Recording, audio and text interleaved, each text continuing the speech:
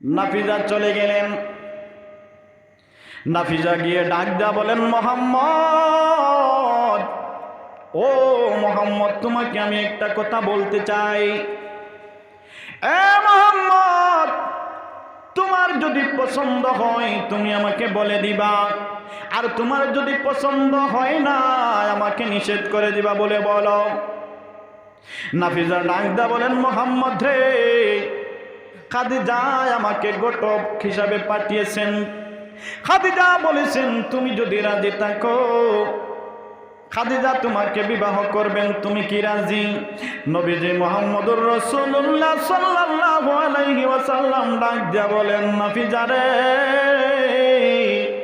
ও নাফিজা, খাদিজা তো অনেক ভালো মানুষ, কিন্তু আমি কোনো কথা বলতে পারবো না, কোনো কথা বলতে পারবো না। আমি হাও বলতে পারবো না, নাও বলতে পারবো না। আমার একজন গার্জেন আছে। কে আছেন গার্জেন? গার্জেন কে? চাচা আবু তালিব। ডাক দিয়া বলেন, নাফিজা রে, তুমি আমার চাচার কাছে চলে যাও, চাচার কাছে চলে যাও। আমার চাচা যদি বলে দেন আমি রাজি আছি, বলেন সুবহানাল্লাহ। নাফিজা আর দেরি করলেন না, খাদিজাকে এসে বললেন, খাদিজা, মুহাম্মদ তো রাজি হয়েছেন, কিন্তু একটা কথা বলে দিয়েছেন, উনার চাচা আবু তালিব যদি রাজি থাকেন তাহলে মুহাম্মদ তোমাকে বিবাহ করবেন। নাফিজা ডাক দাও, খাদিজা ডাক দাও বলেন, বান্ধবী, তুমি আর দেরি করো না, তুমি দেরি করো না, তুমি আবু তালিবের কাছে চলে যাও, আবু তালিবের কাছে চলে যাও। নাফিজা আবু তালিবের কাছে চলে গেলেন, গিয়ে ডাক দাও বলেন, আবু তালিব, আমাকে মাফ করবেন, একটা কথা আমি বলবো। আবু তালিব বললেন, নাফিজা রে, কি কথা বলবেন, বলো বলো। নাফিজা ডাক দেয়া বলেন, আবু তালিব, আমি তোমার কাছে একটা প্রস্তাব নিয়ে এসেছি। তোমার ভাতিজা মুহাম্মদকে খাদিজা বিবাহের প্রস্তাব দিয়েছেন, তুমি যদি রাজি থাকো তাহলে মুহাম্মদের কাছে আমি আমার বান্ধবীকে শাদী দিব, বলেন সুবহানাল্লাহ। আবু তালিব ডাক দেয়া বলেন, ও নাফিজা, আমি এমনি বলতে পারবো না, আমি বলতে পারবো না, কারণ আমার ভাতিজা মুহাম্মদ সে তো একজন যুবক ছেলে, যাতে সে যদি তার যদি পছন্দ হয় না তাহলে তো আমি বলতে পারবো না, বলতে পারবো না। নাফিজা ডাক দেয়া বলেন, নবী ডাক দেয়া বলেন, ও আবু তালিব, আমি তোমার ভাতিজাকে জিজ্ঞাসা করেছিলাম, তোমার ভাতিজা বলেছেন তুমি যদি রাজি থাকো তাইলে তোমার ভাতিজা শাদী করবেন।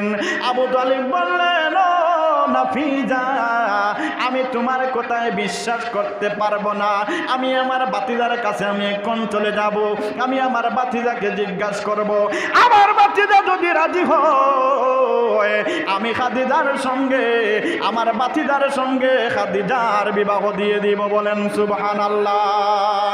আবু তালিব চলে আসলেন, এসে ডাক দেয়া বলেন, ভাতিজারে, আমি যা শুনলাম এটা কি সত্য? নবী ভয় পেয়ে গেলেন, হয়তো চাচা গুসা করেছেন। চাচা ডাক দেয়া বলেন, ভাতিজা, ভয় পাওয়ার কোনো দরকার নাই, ভয় পাওয়ার কোনো কারণ নাই। এ ভাতিজা, এই মক্কার জমিনের মধ্যে একজন সৎ চরিত্রওয়ালা মহিলা যদি হয়ে থাকেন এই খাদিজা, এই খাদিজা আমার কাছে বিবাহের প্রস্তাব পাঠিয়েছে। ভাতিজা রে, আমি রাজি হয়ে গেছি, আমি রাজি হয়ে গেছি। ও ভাতিজা, তুমি কি রাজি হইবা?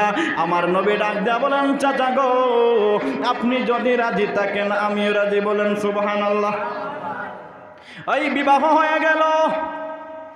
যেই দিন খাদিজা দুনিয়া থেকে বিদায় হয়ে যাবেন, কোথায় এসেছিলাম? এখানের মধ্যে তাকে গিয়েছিলাম, ঠিক না জি? খাদিজা বলেন, নবী গো, ও নবী, আপনি আমার তিনটা কথা কি রাখবেন? নবীজি ডাক দেয়া বলেন, খাদিজা রে, তুমি তো হইলা আমার দুঃখের দিনের সাথী, কারণ সেই সময় হযরতে খাদিজা রাদিয়াল্লাহু ছিলেন মক্কার সবচেয়ে বড় ধনী, সবচেয়ে বড় ধনী। বিবাহ হওয়ার পর খাদিজা ডাক দিয়া বললেন, নবী গো, ও নবী, আমার যত ধন সম্পদ আছে গো নবী, এই ধন সম্পদ এখন আর আমার না, এই ধন সম্পদ আমি তোমাকে লিখে দিলাম, ওই ধন সম্পদ তুমি যা ইচ্ছা তাই করতে পারবা। বলেন সুবহানাল্লাহ। ও বন্ধুগণ আমার, নবীজি মুহাম্মদুর রাসূলুল্লাহ এত বড় ধনী ছিলেন, এত বড় ধনী ছিলেন। নবীজির ধন কতটুকু ছিলেন দেখেন। নবীজির নানা ছিলেন আব্দুল ওয়াহাব জুহরি। কে ছিলেন? আব্দুল ওয়াহাব জুহরি কে ছিলেন শুনেন। মদিনার সবচেয়ে বড় ধনী, সবচেয়ে বড় ব্যবসায়ী ছিলেন আব্দুল ওয়াহাব জুহরি। আব্দুল ওয়াহাব জুহরির একটা মাত্র মেয়ে ছিলেন, আর কোনো সন্তান নাই।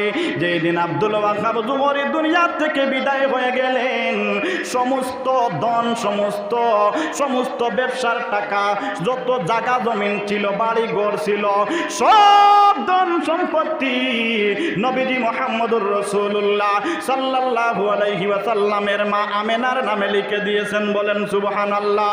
ও বন্ধুগণ আমার, যেই সময়ে মা আমেনা মারা গেলেন, মাকামে আব্বার মধ্যে মা আমেনার মৃত্যু হয়েছে, এই সময় সঙ্গে ছিলেন উম্মে আইমান। উম্মে আইমানকে ডাক দা বললেন, আমেনা ডাক দা বললেন, উম্মে আইমান রে, এই নে আমার ধনের চাবি নে।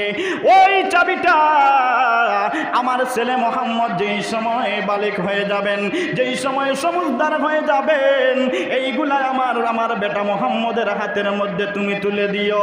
তাইলে বন্ধুগণ, মক্কা মদিনার সবচেয়ে বড় ধনী ছিলেন আব্দুল ওয়াহাব জুহরি।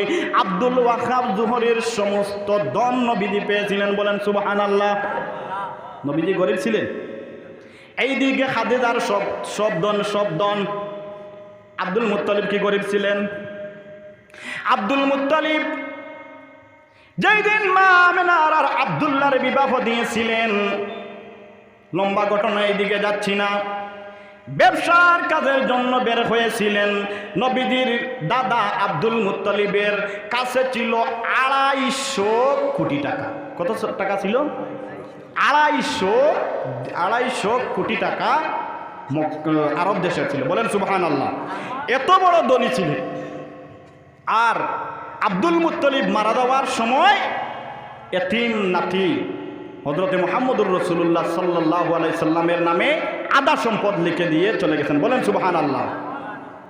ও বন্ধুগণ আমার, নবীজি মুহাম্মদুর রাসূলুল্লাহ সাল্লাল্লাহু আলাইহি ওয়াসাল্লাম মায়ের ধন, দাদার ধন, খাদিজার ধন, সব নবীজি মুহাম্মদুর রাসূলুল্লাহ সাল্লাল্লাহু আলাইহি ওয়াসাল্লাম আল্লাহর রাস্তার মধ্যে খরচ করে দিয়েছেন। বলেন সুবহানাল্লাহ।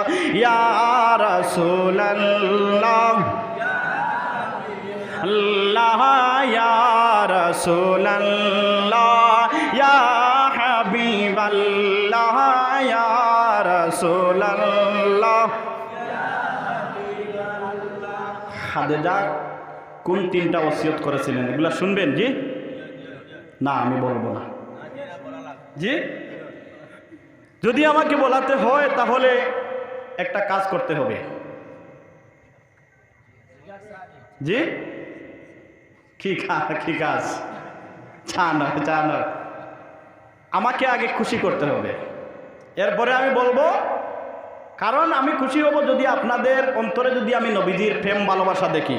দেখেন, খাদিজা এমনভাবে ভালোবেসেছিলেন নবীজি মুহাম্মদুর রাসূলুল্লাহ সাল্লাল্লাহু আলাইহি ওয়াসাল্লামকে, সমস্ত ধন সম্পত্তি দিয়ে বললেন, ও নবী, আমার যত ধন সম্পদ সব আপনার পায়ের মধ্যে আমি বিলিয়ে দিলাম, আপনার যা ইচ্ছা আপনি তাই করেন। বলেন সুবহানাল্লাহ। আজকে আমাদের ভালোবাসা নাই, নবীর সঙ্গে ভালোবাসা নাই। আছে? আপনারা ভালোবাসেন নবীকে? আচ্ছা, কে নবীকে ভালোবাসেন? 1000 টাকায় মসজিদের মধ্যে দিয়ে দেন। কে ভালোবাসেন দেখি? জি, 5000। নারে তাকবীর।